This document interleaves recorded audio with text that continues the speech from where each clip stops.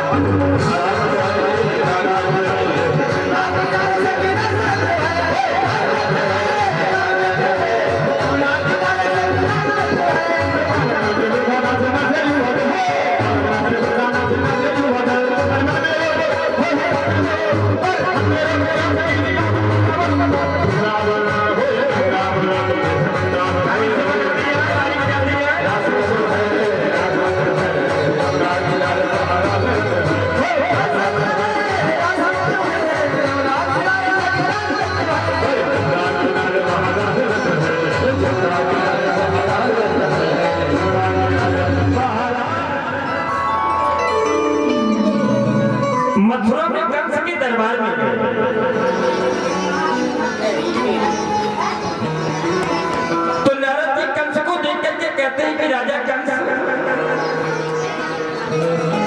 लेकिन आज आए हैं तो तुम्हारे मुख में 12 का है बजे,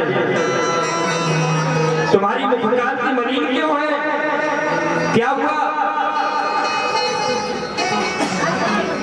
तो कंस कहता है कि नारद जी उसका कारण है। नारद जी ने कहा क्या कारण है? तुम निराश क्यों हो, उदास क्यों हो, हताश क्यों हो? तो कंस कहता है कि उसका कारण एक है। कारण ये है कि जब से उन कृष्ण और बलराम का जन्म हुआ है, उनको मारने के लिए मैंने अनेक राक्षस भेजे हैं, लेकिन जितने राक्षस जाते हैं तो केवल जाते हैं, लौट करके कोई आते नहीं है। मेरी उदासी का केवल यही कारण है। मैं जानता हूं कि मेरे शत्रु के रूप में कृष्ण का जन्म हुआ है, मैं समझ चुका हूं, लेकिन कृष्ण मरेगा कैसे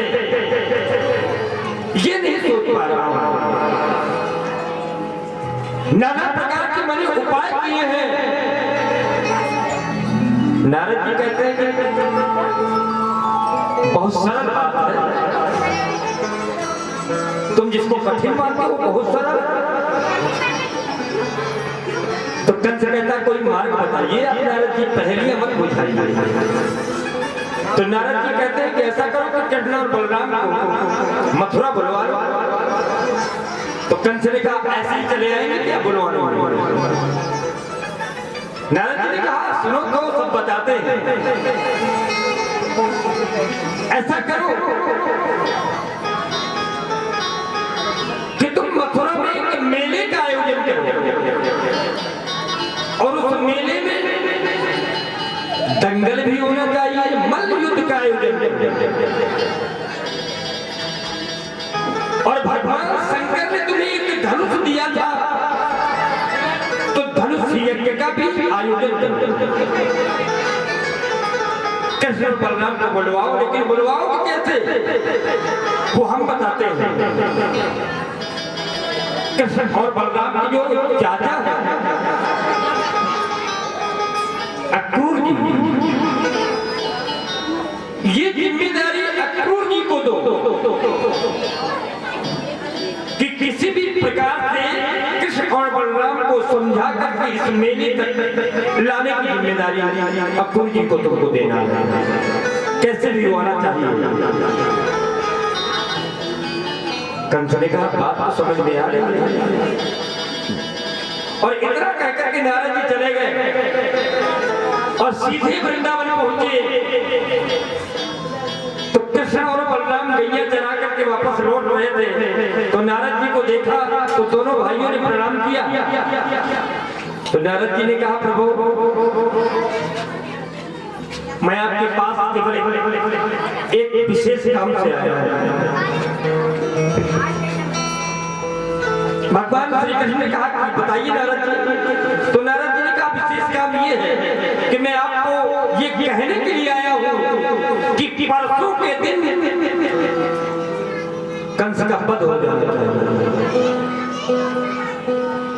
परसों के दिन मैं कंस को मरा हुआ देखना चाहता हूं।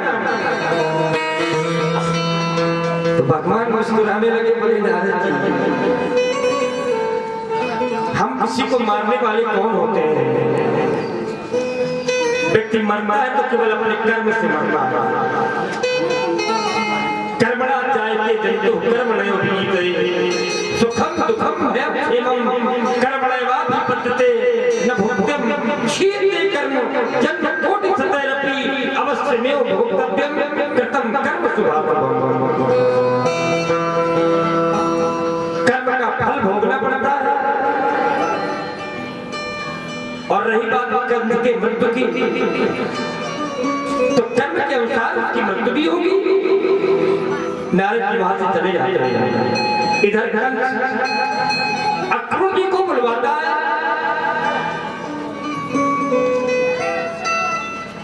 अक्रूर जी को राज दरबार में बुलवाया जाता है।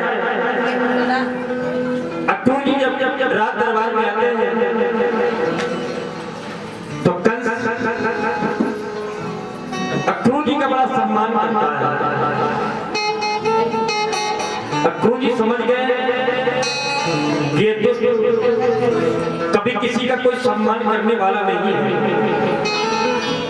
निश्चित ही इसका कोई ना कोई स्वार्थ है। कंस ने अक्रूर जी से कहा कि अक्रूर जी, मैंने आपको विशेष कार्य के लिए बुलाया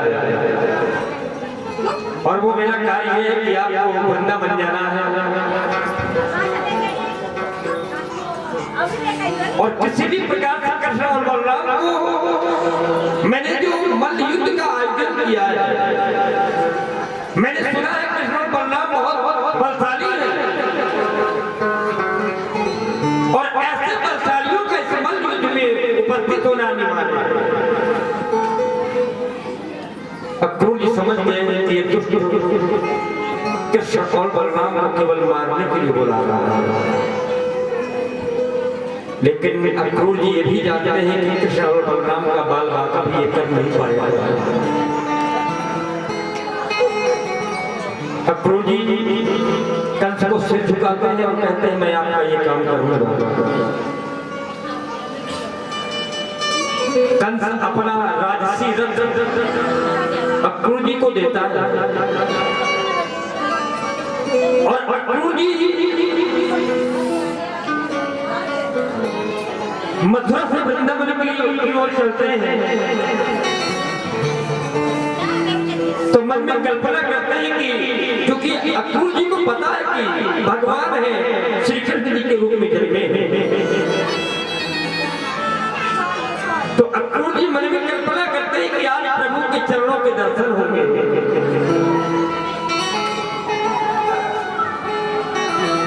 देखियो जाए चरण जल जाता, अरुण मृदुल सेवक सुख जाता।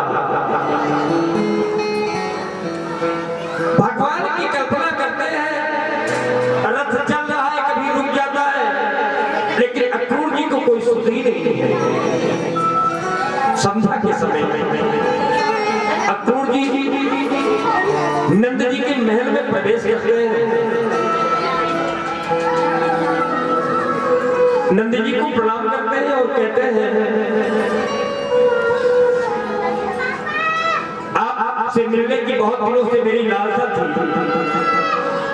आज वो भी भगवान ने पूरी कर दिया। नंद जी भी बहुत पसंद होते हैं और अक्रूर जी को भोजन कराते हैं, उनका आतिथ्य करते हैं और जब भोजन करने के पश्चात अक्रूर जी बैठ जाते हैं अपने पलंग पर तो नंद जी कहते हैं अक्रूर जी आपका आगमन किस कारण से हुआ है ये अभी अज्ञात है, हम जानना चाहते हैं आप किस कारण से आए हुए हैं। तो अक्रूर जी कहते हैं कि कंस ने मल्ल युद्ध का आयोजन किया, कृष्ण और बलराम को आमंत्रित किया है, कृष्ण और बलराम को लिवाने आया है। उसी समय यशोदा मैया भोजन करने के लिए बैठे थे और जैसे ही यशोदा मैया के कानों में ये आवाज पहुंची कि कृष्ण और बलराम को लेने आया हूं, भोजन का ग्रास रुक गया और उसको थाली में रख दिया और वहीं चली आई जहां अक्रूर जी और नंद बाबा बैठे थे और आकर के यशोदा मैया कहने लगे कि जिसको मेरे प्राणों की आवश्यकता हो वो मेरे प्राण ले ले, लेकिन मैं अपने कृष्ण और बलराम को यहाँ से कहीं जाने नहीं।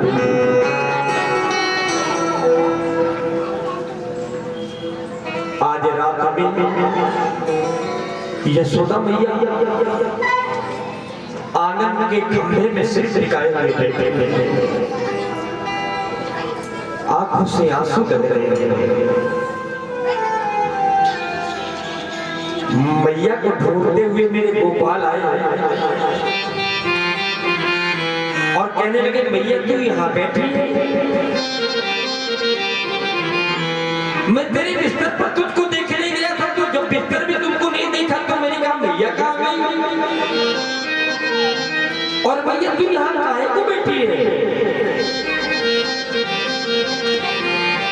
मैया के चेहरे में मैया के चेहरे को जब देखा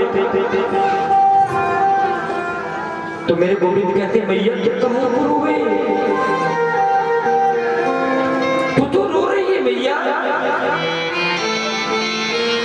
तो मैया यशोदा कहने लगी लाला आज तक तू मुझको कभी छोड़ करके गया नहीं है,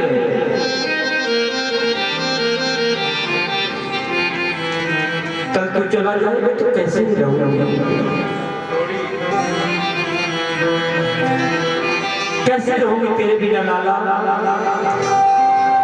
तो मेरे गोविंद कहते हैं भैया अब तो हम बड़े हो गए हैं, और एक बात बताओ भैया कब तक तुम हमको बाहर जाने नहीं दोगे, छोटे नहीं रहे, कभी न कभी तो घर से निकलेंगे। लेकिन सज्जनों बहुत बड़ी त्रासदी तो तब आ गई जब गोपियों को पता चला, जब गोपियों को पता चला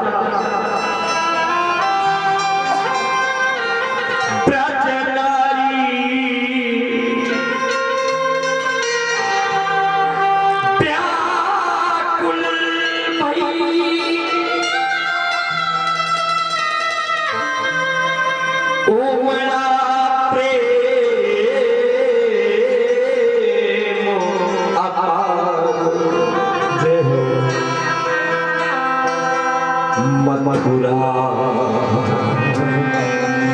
जाते प्राणपति अब कैसे हो निर्वाण।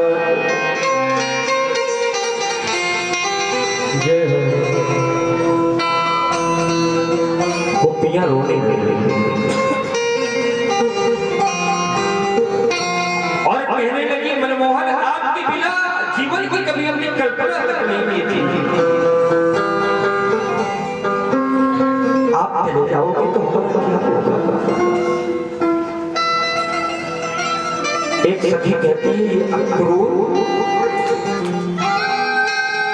सबसे बड़ा दुश्मन है हमारा,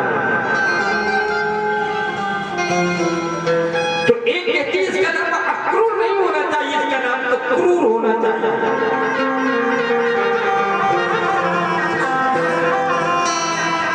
सुंदर तन अति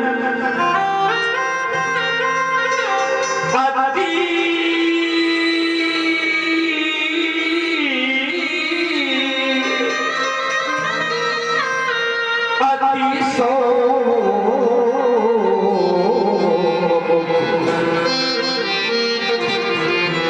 सुंदर अति सौम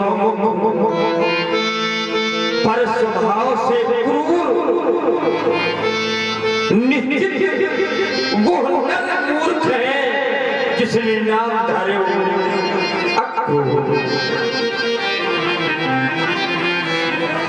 भगवान आते हैं और कहते हैं देवियों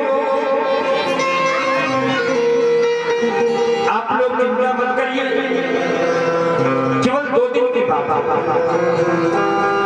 केवल 2 दिन की बात है, परसों आ जाओ।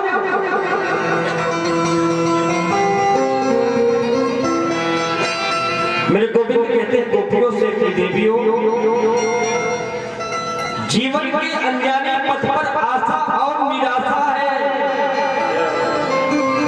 जीवन के अनजाने पथ पर आशा और निराशा है, और ये मिलना और बिछुड़ना ही तो जीवन की परिभाषा है।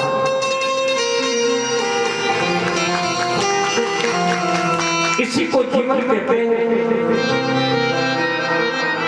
और जिसने जीवन के वास्तविक स्वरूप को समझ लिया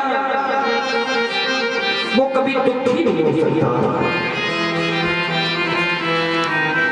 गोपियां कहती हैं आप चले जाओगे तो हम कैसे रहेंगे? भगवान कहते हैं गोपियों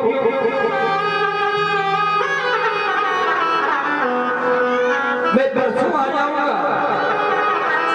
और अगर तुम मुझे जाने नहीं दोगी, तुम कहती हो कि रथ के आगे लेट जाएंगी, रथ हमारे ऊपर से निकल जाएगा, लेकिन जब तक जीवित रहेंगे तब तक जाने नहीं दोगे। तो गोपियों ये प्रेम की परिभाषा नहीं है। प्रेम उसे भी कहते हैं कि प्रियतम का कहना भी मानना चाहिए, और नहीं वो प्रेम कैसा, वो प्रेम तो एक पक्ष से हो जाएगा। इसलिए प्रियतम का कहना मानना चाहिए, मेरा कहना मानो अगर प्रेम करती हो।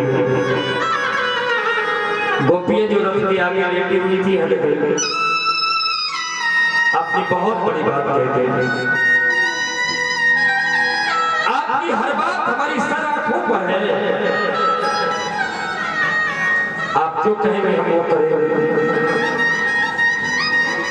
लेकिन वचन दे करके वचन से मुड़ मत जाना। नहीं, हमारा जीवन पर जीवन नहीं रहेगा। गोपियां कहती हैं जा रहे हो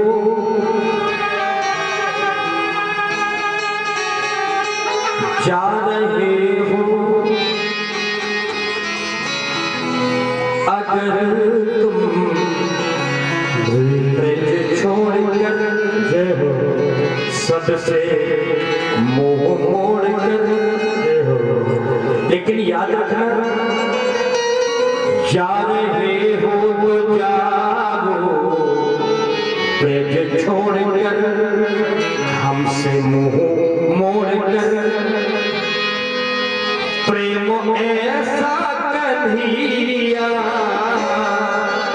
नहीं पाओगे, नहीं पाओगे। जा रहे हो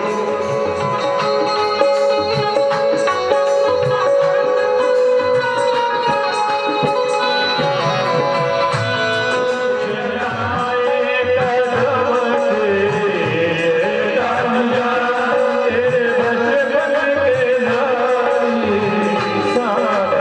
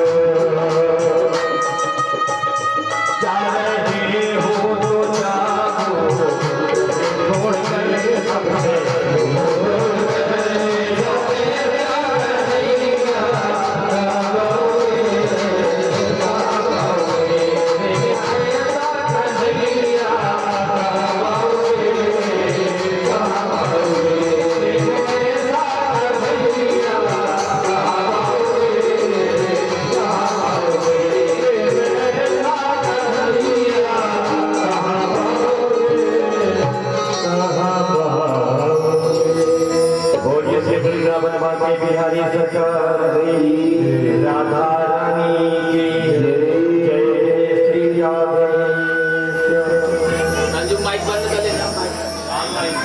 गोपियां रथ के आगे से हट जाते हैं और अर्जुन जी चलाने लगते हैं और घोड़ों की रस्सियां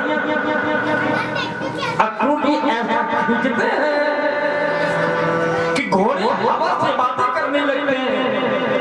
बहुत तेज रथ चलाया अर्जुन जी ने दोनों भाइयों को लेकर के चले गए। गोपियां तब तक उस रथ को देखती रही जब तक रथ आंखों के सामने से ओझल हो गया।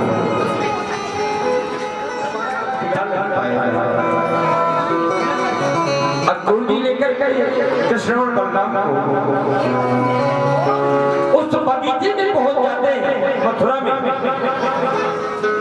जिस बगीचे में नंद बाबा और ग्वाल पहले से पहुंचे। कृष्ण और बलराम को लेकर उसी बगीचे में पहुंच जाते हैं और अर्जुन जी मेरे कृष्ण से कहते हैं कि कृष्ण घर नहीं चलोगे बेटा? तो मेरे कन्हैया कहते हैं चाचा जी अभी बहुत से काम निपटाना है, इसके बाद मैं आपके घर भी आऊंगा। अर्जुन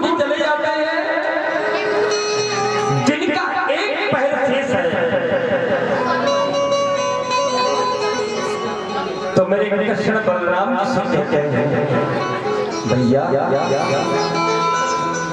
आज तक कभी मथुरा नहीं आए,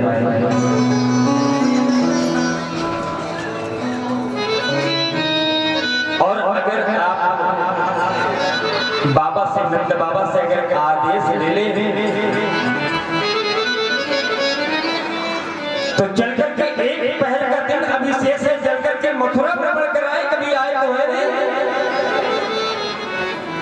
तो बलराम कहते हैं लाला, बलराम कहते हैं लाला, मैं देख तेरा निवेदन बाबा से करता हूँ। इसी प्रकार से जब विश्वामित्र जी के साथ में राम जी और लक्ष्मण जी गए थे, तो लक्ष्मण जी के मन में भी यही उत्कंठा जागृत हुई थी।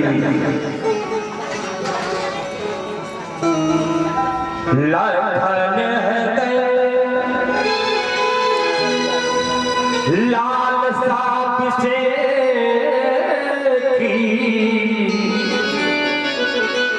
और जाई जनकपुर आई देखी,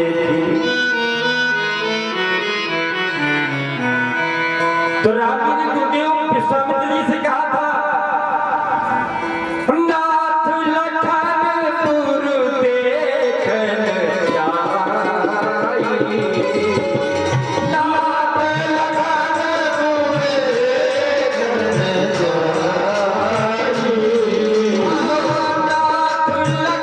लखनपुर देखन जाई, प्रभु सकोच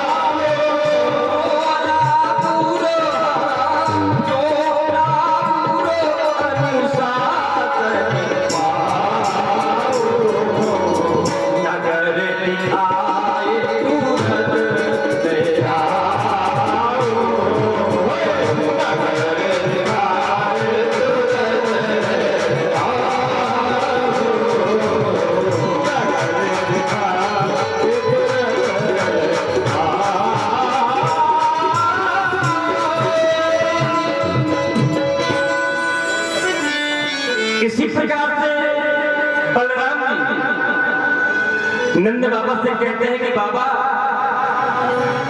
लाला का मन मथुरा घूमने को है। तो नंद बाबा कहते हैं बलराम तुम जानते हो कि थोड़ी थोड़ी बात में झगड़ जाता है, लड़ जाता है,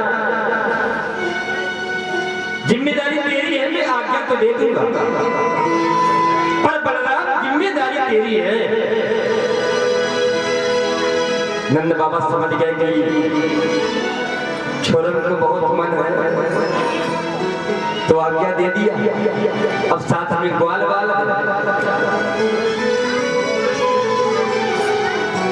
गोविंद और बलराम ग्वाल वालों को लेकर के चल पड़े। अब रास्ते रास्ते भी चले जा रहे हैं, तो जब मथुरा वासियों ने देखा कृष्ण और बलराम तो उसी प्रकार से जैसे मिथिला के नगर नारियों ने देखा था, उसी प्रकार का मथुरा वासी भी देख रहे हैं। मिथिला वासियों ने जब देखा दोनों कुमारों का आगमन हो गया, तो धाय धाम काम सब त्याग सारे काम छोड़ करके उनके दर्शन करने के लिए निकल पड़े। और युवती भवन झरोखल लागी, युवतियां अपने अपने घर की खिड़कियों से झांक रही हैं भगवान जा रहे हैं तो आपस में बात करती हैं, आपस में बात करती है। देख देख देख देख देख, यही है पूतना को मारने वाला। एक कहती है यही है गोवर्धन रात को उसके गोवर्धन को उठाने वाला। अब भगवान की चर्चा हो रही है। एक कहती है आकासुर, धेनुकासुर, सभी असुरों को मारने वाली यही तो आ दोनों। तो भगवान रास्ते रास्ते चले जा रहे हैं तो भगवान को लगा कि कोई हमारी चर्चा कर रहा है क्या। तो भगवान ने नीचे से जैसे ही तिरछी चितवन से देखा तो गोपियां, मथुरा की युवतियां अपनी सुध खो गई, बावरी हो गई। क्योंकि मेरे कन्हैया की जो नजरें हैं ना ये साधारण नहीं है। राम जी की जो चितवन है,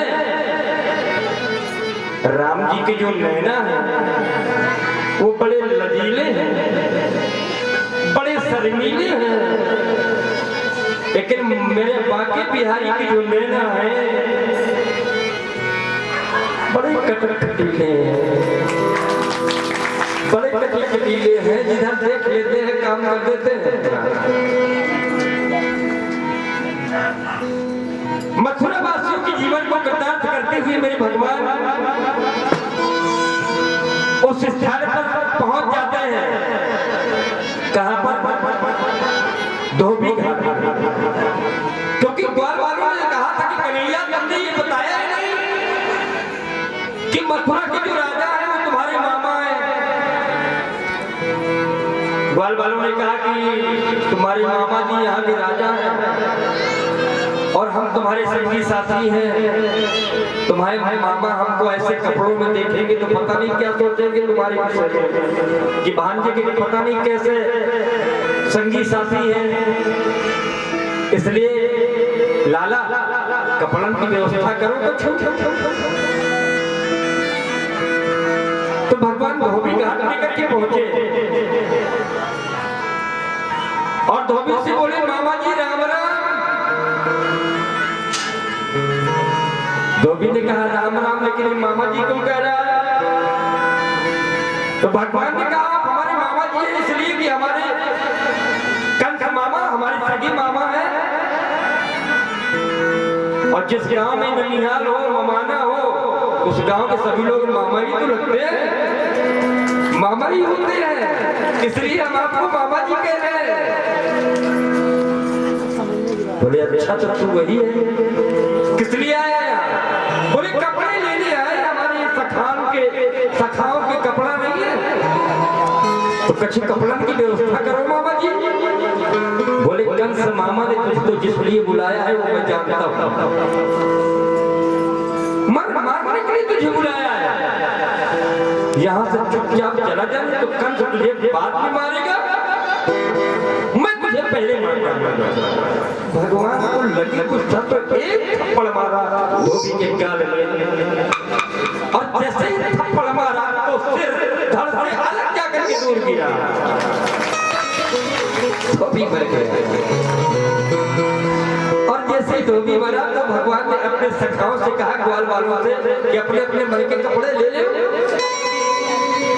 तो सारे के सारे ग्वाल वाल अपने अपने मन के कपड़े छाट लिए, फुटकियों को खोल कर जो भी मन का मिला पहन लिया।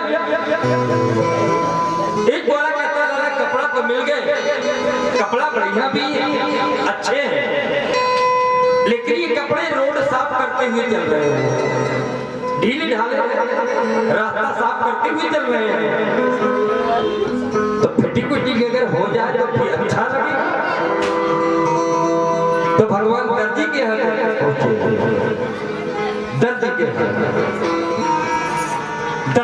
गए तो दर्जी ने फिटिंग कर दिया बढ़िया कपड़ों को। अब ये जो ब्रजवासी होते हैं ना, इनके कुछ शौक होते हैं, नए कपड़े पहनना, ये तो सबका शौक। लेकिन नए कपड़े पहनने के बाद में माला डलवाना ब्रजवासियों को बहुत अच्छा लगता है। तो एक ब्रजवासी ने कहा कि लाला माला की व्यवस्था हो जाएगी। तो एक सुदामा नाम का माली था, सुदामा नाम का माली था मथुरा में। तो माली के पास में गए तो माली ने अपना जीवन अपने आप को धन्य माना और भगवान से कहने लगा वो सुदामा नाम का माली कि प्रभु आप मेरे घर में पधारे, आपने मुझे कृतार्थ किया है, इसके लिए आपको हृदय से बहुत बहुत धन्यवाद है। और वो माली भगवान को दंडवत प्रणाम करता है। माली सबको माला पहनाता है। भेज वाला कहता है लाला माला तो पहन रही, अब थापक हुआ चंदन लग जाएगा। ये भी ब्रजवासियों की पसंद है। थापक हुआ अगर चंदन लग जाए तो फिर आनंद आ जाए। तो भगवान ने देखा कि सामने से तीन जगह से टेढ़ी एक स्त्री आ रही है।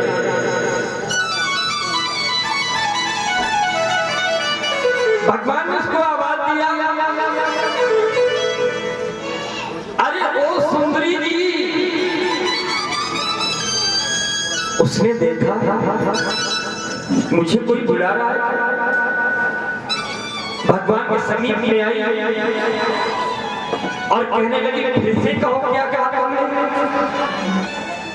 भगवान ने कहा सुंदरी।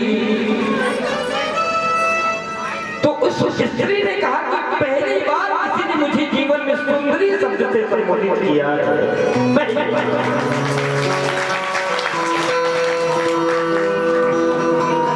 लोग मुझे कुछ लोग मुझे त्रिवक्त्रा कहते हैं। त्रिवक्त्रा और मुझे कुब्जा नाम से लोग जानते हैं। मैं कंस के दरबार में जाती हूँ, महाराज कंस को चंदन लगाती हूँ, राज दरबारियों को चंदन लगाती हूँ, और इस समय मैं वहीं जा रही हूँ। भगवान ने कहा सुंदरी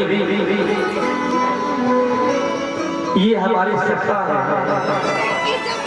और हम चाहते हैं कि चंदन इनके मस्तक पर अगर लगा दो तो बहुत अच्छा हो जाए। कुब्जा ने कहा कि तुमने मुझे सुंदरी कहा है इसलिए मैं सबको चंदन लगाऊंगी। तो बलराम जी कहने लगे लाला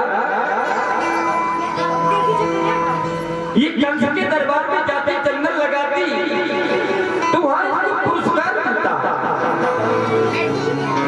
लेकिन तुम क्या दोगे इसको, क्या तुम्हारे पास। तो भगवान ने कहा जिसको वो देंगे कि जीवन में इसको कभी कुछ मिला ना होगा। कुब्जा चंदन लगाती सबको। भगवान कुब्जा के पैर के अंगूठे में अपना अंगूठा रख रहे हैं और कुब्जा के ठोड़ी में हाथ लगा करके ऊपर करने का प्रयास करते। तो बलराम जी कहते लाला ये अपना वृंदावन नहीं है, ये क्या कर रहा है। बोले भैया मैं वो कर रहा हूँ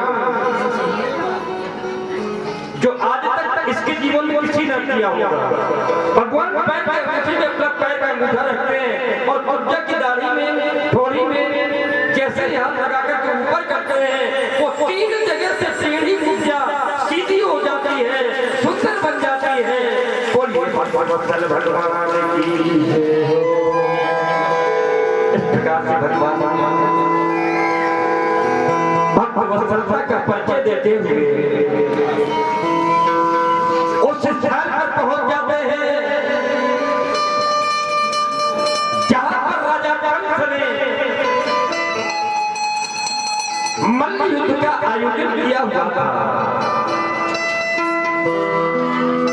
भगवान उस स्थान पर पहुंचते हैं तो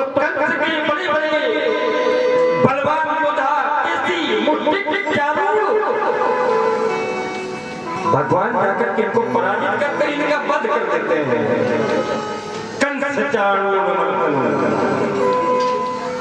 और उस स्थान पर पहुंच जाते हैं जहां पर धनुष रखा हुआ था। सैनिक रक्षा में लगे हैं। कर्नल बलराम यज्ञशाला में पहुंच करके सैनिकों से कहते हैं, भैया क्या हम इस धनुष का स्पर्श कर सकते हैं? सैनिकों ने कहा क्यों नहीं, आप स्पर्श करके देख सकते हैं। तो मेरी कन्हैया धनुष को स्पर्श करते हैं, प्रणाम करते हैं और बाएं हाथ से उस धनुष को उठा लेते हैं और जैसे धनुष उठाते हैं दूसरे हाथ से धनुष की प्रतिज्ञा को खींचते हैं, खींचते हैं और जैसे ही खींचते हैं धनुष टूट जाता है। जैसे ही धनुष टूटता है सैनिक दौड़ते दौड़ते कंस के पास में पहुंचते हैं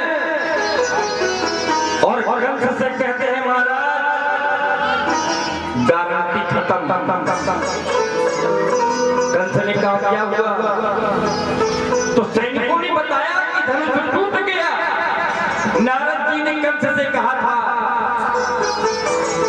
कि भगवान शंकर का धनुष है तुम्हारे पास में, इस धनुष को कोई तोड़ नहीं सकता, इस धनुष को कोई तोड़ नहीं सकता और जो भी इस धनुष को तोड़ देगा कंस वो तुम्हें छोड़ नहीं सकता।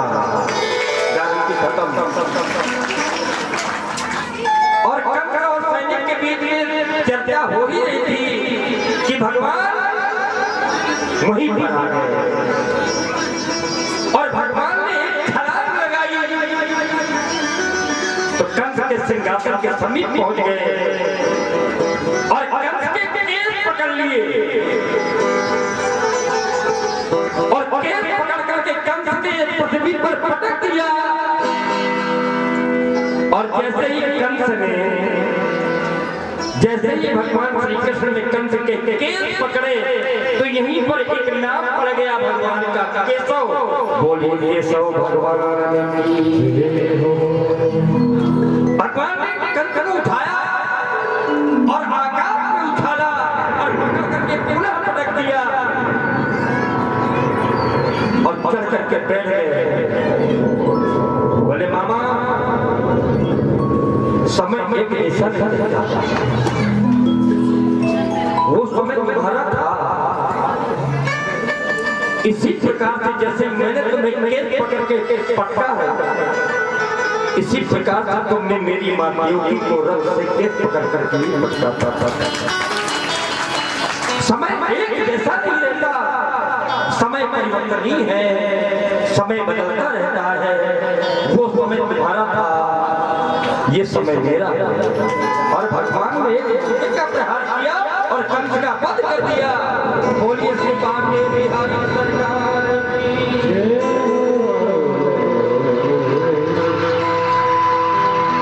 भगवान श्री कृष्ण और बलराम जी दोनों कारागृह आते हैं। कारागृह और अपने पिताजी महाराज वसुदेव को, माता देवकी को, नाना उग्रसेन को कारागृह से मुक्त करते हैं।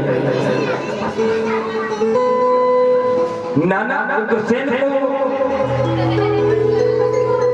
मथुरा की गद्दी पर बिठाते हैं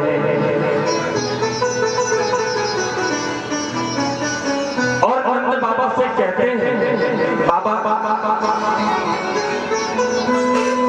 सारे ब्रजवासियों को ये वचन देकर के आया था कि मैं परसों आ जाऊंगा। बैग निकाल देना, बैग पर बाबा मेमोरी देश काल परिस्थिति ये है कि कंस का वध हुआ है तो कंस की जो पत्नियां हैं अस्थि और प्राप्ति, ये दोनों भगती हुई मगध देश गई है। यहाँ का तो मथुरा नगर भी असुरक्षित हो जाएगा। इसलिए मेरी ओर से मैया रुक जाओ। सारे ब्रजवासियों से क्षमा मांग लेना, कह देना कि कन्हैया क्षमा मांग रहा था।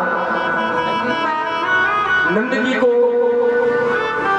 और ग्वाल वालों को वस्त्राभूषण से अलंकृत करके भगवान वापस वृंदावन भेज रहे हैं।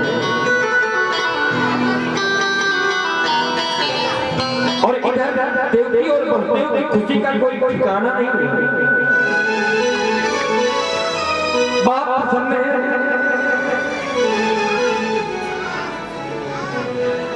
कृष्ण और बलराम को देवकी वसुदेव अवंतिकापुरी में विद्या अध्ययन करने के लिए उज्जैन संदीपनी ऋषि के आश्रम में भेजते हैं।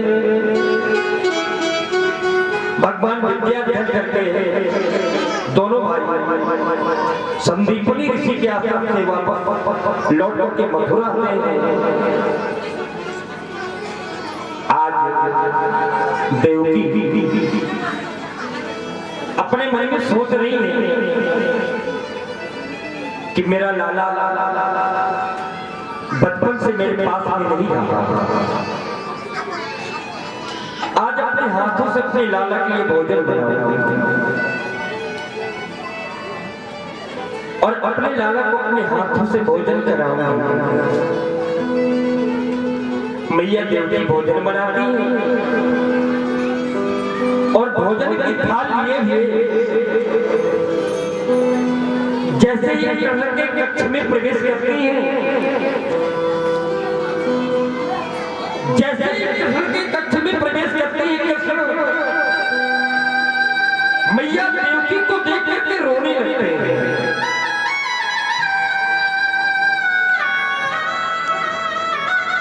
देवकी ने देखा लाला रो रहा तो भोजन की थाल वही रखी और दौड़ी दौड़ी वसुदेव जी के पास नहीं गई और कहने लगी पता नहीं आज मैंने सोचा था कि अपने लाला को अपने हाथों से भोजन बना के लाला को खिलाऊंगा। और सुनिए जैसे मैं लाला के कक्ष में पहुंची भोजन का थाल लिए हुए मेरा लाला मुझको देख करके रोने लगा। तो बच्चों की कहने लगे कि बचपन से पास में नहीं रहा है तो मैं भी लाला के स्वभाव को ज्यादा कुछ जानता नहीं, पता नहीं क्यों रो रहा। लाला के जो सखा है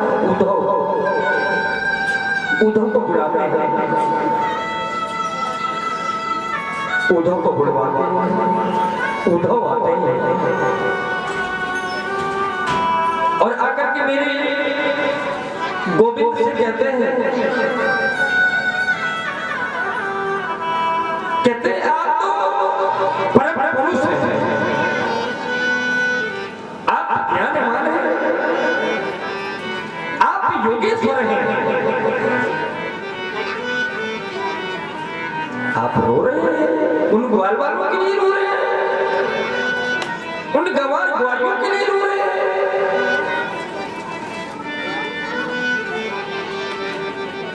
भगवान कहते हैं उद्धव हमें मत समझो क्योंकि हम वो सब नहीं बोल सकते। उद्धव वो ब्रज विश्व करना है, अगर समझाना है तो जाकर के उनको समझाओ जिनके लिए मैं रो रहा हूं। क्योंकि मेरे लिए जो आंसू बहाते हैं मैं भी उनके लिए ही आंसू बहाता हूं।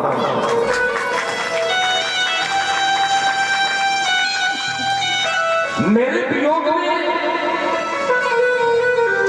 वो ब्रजवासी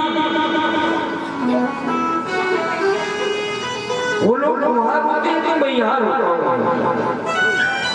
आज मैया जब भोजन का थाल लेकर के मेरे कक्ष में प्रवेश किया तो मुझे यशोदा मैया की याद आ गई।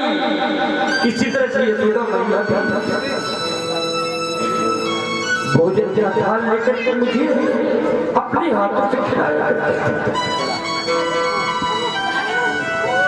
उद्धव, ये ज्ञान की चर्चा तुम मुझसे मत करो, क्योंकि मेरी दृष्टि में ज्ञान महत्वपूर्ण नहीं है। मेरी दृष्टि में अगर महत्वपूर्ण है तो वो है